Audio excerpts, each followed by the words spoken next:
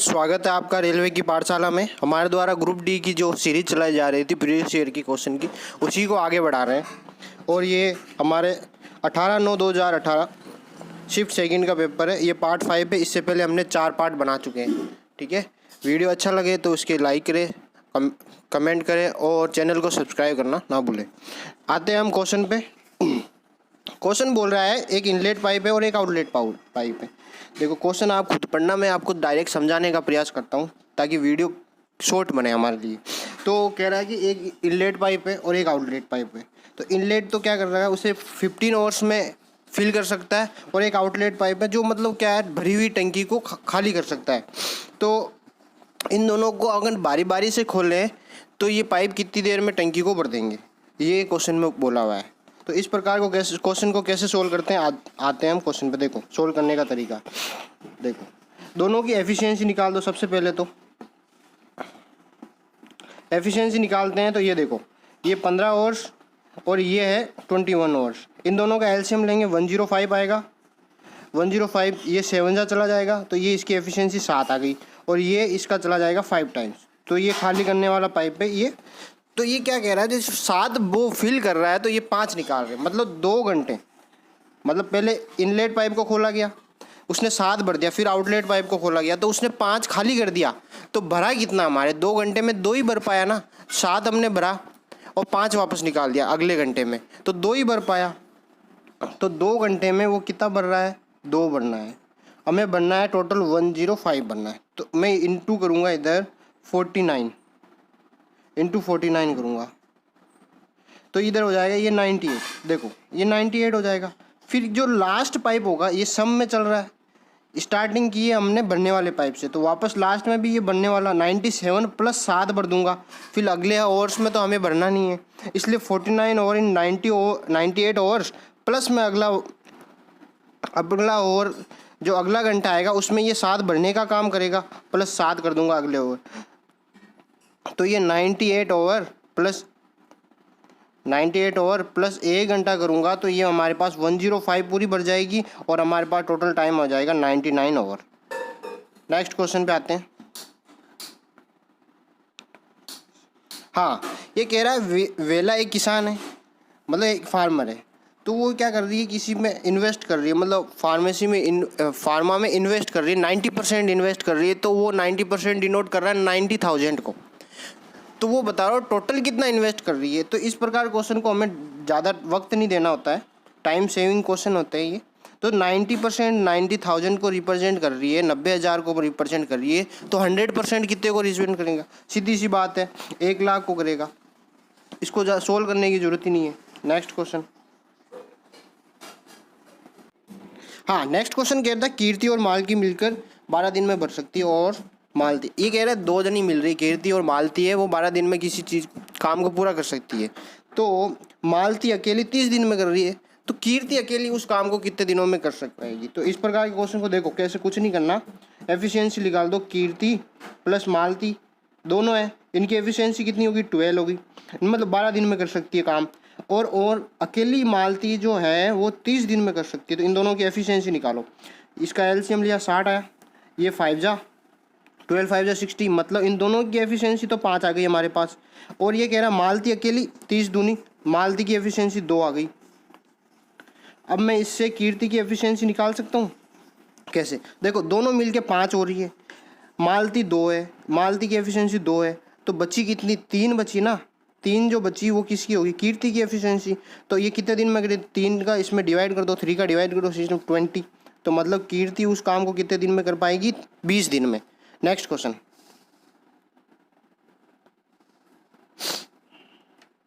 ये क्वेश्चन कह रहा है यदि टमाटर की कीमत में 25% की वृद्धि हो जाए, टमाटर की जो रेट है उसमें 25% इंक्रीमेंट हो गया, एंड जो उसका जो खर्चा था, एक्सपेंडिचर था, वो 15% बढ़ा दिया उसने। जो पहले कितना भी करती थी उसका 50% बढ़ा दिया, इससे ज़्यादा वो नहीं बढ़ा सकती। तो बताओ कि उसने जो मेन जो खर्चा होना चाहिए था उसका कितना बचा लिया। जैसे भाई 100 रुपये की चीज़, देखो इस प्रकार क्वेश्चन को समझाने का प्रयास करता हूँ। जैसे 100 रुपये मानता हूँ मैं, लेकिन अब बढ़ के कितना हो गया, 125। लेकिन मैंने मान लिया खर्चा भी 100 रुपये था, अब वो खर्चा कितना कर रही है, 115 रुपये। खर्चा होना तो 125 रुपये का चाहिए था, लेकिन वो कर रही कितने का है, 115 रुपये का। तो देखो 125 का होना चाहिए था खर्चा, बचाए उतने उसने 115 ही खर्च किया ना, मतलब 10 रुपये बचा लिए। इंटू 100 कर दो, 25 के पाड़े से काट दो, 25 25 5 जा और ये 4 जा कट गए, तो 5 2 जा 10, 4 इंटू 2 हो गया 8%, मतलब 8% उन्होंने क्या कर लिया, बचा लिया। जितना एक्चुअल खर्चा होना चाहिए था उससे 8% बचा लिया। नेक्स्ट क्वेश्चन पे आते हैं। ये कह रहा है the sum of two parts is 7/4, और यदि उनमें से एक, मतलब दो भिन्न है, उनका योग है 7/4, उसमें से एक 5/3 है, तो दूसरा भिन्न बताओ। तो देखो कुछ नहीं करना, देखो मैं एक को मान लेता हूँ, मान लिया एक, मैंने मान लिया एक्स मान लिया, एक फ्रैक्शन एक्स मान लिया, दूसरा फ्रैक्शन है 5/4 और दे रखा है हमें 7/3। देखो इस क्वेश्चन को ना डायरेक्ट सोल्व करने का भी तरीका होता है, जैसे एक्स है तो दूसरा फ्रैक्शन मैंने एक्स मान लिया, देखो ये 7/3 है, ये प्लस का उधर जाएगा तो माइनस का हो जाएगा, माइनस का 5/4। देखो ऑप्शन पकड़ो, नीचे क्या 4 और 3, इन दोनों का एलसीएम 12 आएगा, 12 एलसीएम किसी में ओनली। हाँ ये कह रहा है इसका स्क्वायर रूट फाइंड करना है इन दोनों का, तो कुछ नहीं करना, देखो 8 8 2 दे रखा है अपॉन 19 22 दे रखा है, 2 की टेबल से कट रहे हैं, देखो 4 4 1 अपॉन ये भी कट जाएगा, 9 जा 6 जा, देखो 9 6 1, ये 961 है, देखो 961, ठीक है। देखो 411 किसका स्क्वायर होता है, 21 का होता है, तो हमें डायरेक्ट नीचे वाला देखने की जरूरत नहीं है। 21 देखो ऑप्शन सी एक अकेले में ही है, तो हमारा हो जाएगा 21/31, ठीक है। नेक्स्ट क्वेश्चन, सीता पेन की एक निश्चित राशि संख्या 7 रुपये में 8 खरीदती है और 5 में 6 की दर से बेच देती, तो लाभ या हानि बताओ। हाँ ये क्वेश्चन बोल रहा है सीता पेन की एक निश्चित संख्या 7 में 8 खरीदती है और 5 में 6 की दर से बेच देती है। भाई देखो 7 में 8 की दर से खरीदती है और क्या करती है, 5 में 6 की दर से बेच देती है, तो इस प्रकार देखो 7 4 जा 7 6 जा 42, अगर 42 तो उसने खरीदा, 8 5 जा 40, मतलब 40 में उसने क्या कर दिया, सेल कर दिया, तो क्या हुआ, देखो 42 में खरीदा और 40 में सेल कर दिया, तो 2 रुपीज़ का लॉस हुआ, इंटू 100 कर दो, तो परसेंटेज लॉस आएगा क्योंकि लॉस हो रहा है यहाँ पे, तो 2 1 जा, ये नीचे आ जाएगा 21, ऊपर 100%, 100/21 आ जाएगा ऑप्शन, ये लॉस, इसे लॉस मतलब 100/21% का लॉस हुआ हमें, ठीक है। नेक्स्ट क्वेश्चन पे आते हैं। हाँ देखो ये कह रहा है 7 मीटर ऊंचाई के एक प्लेटफॉर्म के ऊपर से एक टावर जिसकी ऊंचाई 47 मीटर है, तो 30 डिग्री का, देखो ये क्वेश्चन समझा देता हूँ मैं आपको। एक टावर है, ये कितना 47 मीटर लॉन्ग है, ठीक है। एक प्लेटफॉर्म है जो 7 मीटर ऊपर है, इससे ये जो एंगल बना रहा है ना, ये एंगल 30 डिग्री है, ये 30 डिग्री है, तो इससे ये प्लेटफॉर्म के बीच की डिस्टेंस कितनी है, टावर से प्लेटफॉर्म के बीच की डिस्टेंस फाइंड करनी है। तो ये एक फॉर्मूला होता है लाल बटा कक्का,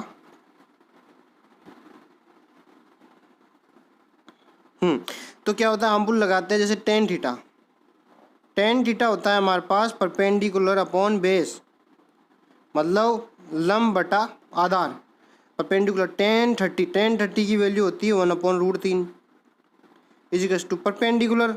हमारे देखो ये यहाँ से यहाँ तक 7 मीटर हो गया, तो यहाँ से यहाँ तक ये बचा कितना 40 मीटर,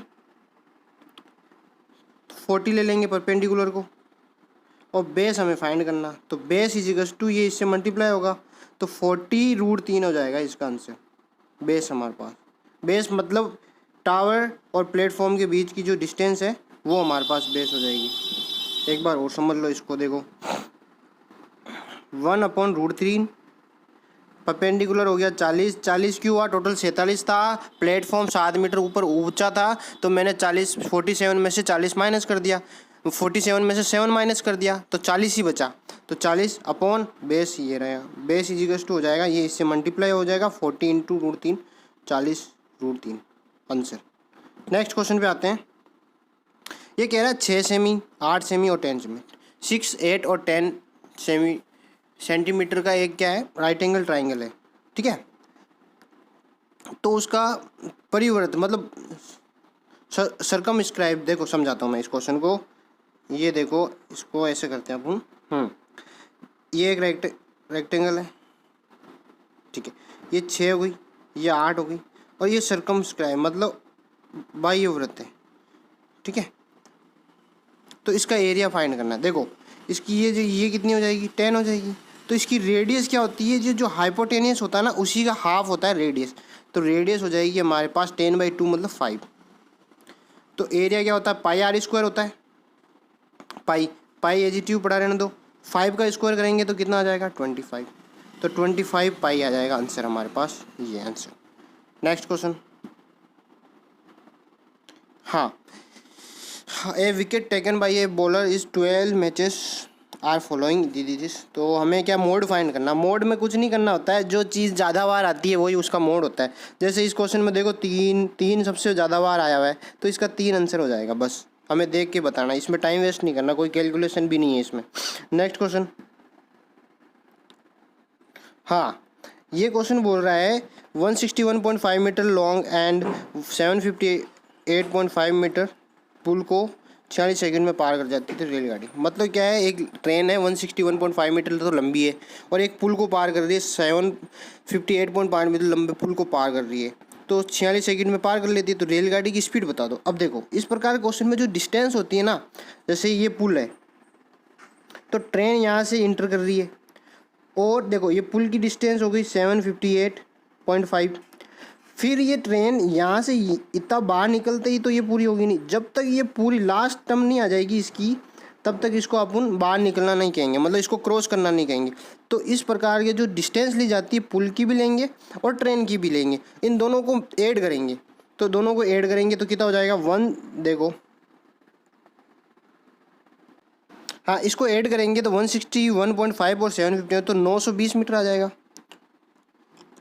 और स्पीड इजिकल्स टू क्या होता है, डिस्टेंस अपॉन टाइम हो गया। स्पीड हमारा डिस्टेंस हो गई 920, टाइम दे रखा कितना 46 सेकेंड। हाँ 46 सेकेंड। अब हमें क्या करना है, किलोमीटर पर आवर में बेचना है, तो 18/5 कर देंगे। देखो 46 2 जा 92, ठीक है। ये 5 4 जा 20, तो 18 4 जा होता है 72 किलोमीटर पर आवर, इसका आंसर आ जाएगा। नेक्स्ट क्वेश्चन पे आते हैं अपन। हाँ, ये क्वेश्चन कहता है के लिए वह मान ज्ञात कीजिए जो इस इक्वेशन तो पूर्णतः विभाजित हो, लेकिन के वह मान ज्ञात कीजिए जो इसमें पूर्णतः विभाजित हो, x+2 से विभाजित हो, लेकिन x+3 से नहीं हो, 3 से नहीं हो। तो देखो इसको क्या करना है, x+2 है, x+2 बराबर 0, तो x बराबर कितना हो जाएगा, x बराबर -2 हो जाएगा। तो इसमें इक्वेशन में रखेंगे, -2 का स्क्वायर 4 हो जाएगा, प्लस ये -2 × 5 तो माइनस का 10 के हो जाएगा, और इधर हो जाएगा k² +5। तो ये हो जाएगा, इक्वेशन बनेगी हमारे पास k² माइनस का 10 के और 5 और 4 9 प्लस का 9 बराबर 0, ठीक है। इससे हमें k की वैल्यू फाइंड करेंगे। k की वैल्यू फाइंड करेंगे, देखो मल्टीप्लाई करने पे आना चाहिए 9 और प्लस माइनस करने पे 10 आना, ऐसी वैल्यू सोच लो। तो k² मैं क्या कर दूँ, 9 1 जा 9, तो 9k -9k प्लस 9, इन दोनों में क्या कॉमन आ रहा है, k कॉमन आ रहा है, तो इधर क्या बचा k -9। इन दोनों में क्या कुछ भी कॉमन नहीं आ रहा, तो माइनस का 1 ले लेता हूँ मैं, तो अंदर बच जाएगा। देखो बाहर माइनस का 1 कॉमन लिया तो अंदर साइन चेंज हो जाता है, प्लस है तो माइनस हो जाएगा, माइनस का 9। तो इससे वैल्यू देखो क्या आ जाएगी, k -9 और k -1 = 0। तो k की वैल्यू आ जाएगी k -9 उधर जाएगा तो प्लस का 9, और k की वैल्यू -1 उधर जाएगा तो प्लस का 1। k की 2 वैल्यू आएगी, 9 आ गई और 1 आ गई, ठीक है। तो हमारे पास एक तो 9 और 1, ये दोनों तो नहीं है, 1 एंड 9 दो बहुत, लेकिन क्या होगा, जैसे x+3 x = -3 और रखेंगे इस इक्वेशन में, तो भी क्या हमारे पास जो k की वैल्यू आएगी ना वो 1 आएगी, लेकिन इस पर तो सेटिस्फाई नहीं होना चाहिए, हमें ओनली चाहिए x+2 पर चाहिए। तो हमारा ओनली आंसर हो जाएगा आंसर बी, राइट, नो। इसको सेम ऐसी x = -3 रख के देखना, तो वो सेम ही वैल्यू आएगी, जिसमें x की वैल्यू एक बार वापस हमारे पास 1 आ जाएगी। तो हमें 1 नहीं चाहिए, ओनली 4, 9 से ये डिविजिबल होगा, ठीक है। Thank you for listening. ये क्वेश्चन बोला, देखो 8 कर दो, प्लस ब्रैकेट को सोल्व करता हूँ, 2 की पावर 4 मतलब 16 16 और 3 19, डिवाइड बाई 9 करेंगे तो 19 और 8 हो गया 27 अपॉन 9, तो 9 3 जा 27। इसको ऐसे सोल्व कर देंगे। नेक्स्ट क्वेश्चन 3, इसमें ऑप्शन दे रहे हैं ना, डी ऑप्शन 3 था। नेक्स्ट क्वेश्चन, हाँ ये बोल रहा है एक नल टैंक को 25 मिनट में भर सकता है, एक अन्य उसे टैंक को, हाँ एक क्या करता है 25 मिनट में भर सकता है, फिल करता है, और एक इसको 50 मिनट में खाली कर सकता है। और दोनों को एक साथ खोल दें, ये टैंक कितनी देर में भर जाएगा, ये इस क्वेश्चन में बोला है। तो देखो दोनों की एफिशिएंसी निकाल दो पहले। तो देखो 25 भरने वाला और ये 50 खाली करने वाला, इन दोनों को ले लिया मैंने, एलसीएम 50 आ गया। तो 25 2 जा, मतलब जो भर रहा है उसकी एफिशिएंसी 2 आ गई, और जो खाली कर रहा है उसकी एफिशिएंसी कितनी 50 एकम 50, 51 जा 51 आ गई। अब देखो दोनों को एक साथ खोल दिया, तो ये 2 भर रहा है तो ये एक खाली कर रहा है, मतलब भरा कितना जा रहा है, एक ही भरा जा रहा है। 50 भरना है तो कितना टाइम लगेगा, 50 मिनट। Next question,